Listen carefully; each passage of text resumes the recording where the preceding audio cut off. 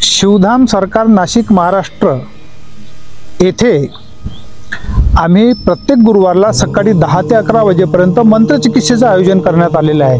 रोग कुठलाही असो, किडनी कॅन्सर असो की वात पित्त कफ असो की स्किन डिसीज असो की तुमचा मानसिक रोग असो, मंत्रचिकित्सा करावीच लागते।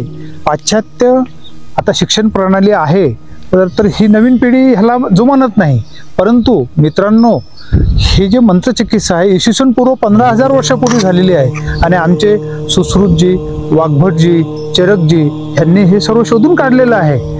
तुमच्या मनावर परिणाम करणारं हे मंत्रचिकित्सा आहे। मंत्रचिकित्सेशिवाय तुमचा रोग जात नाही।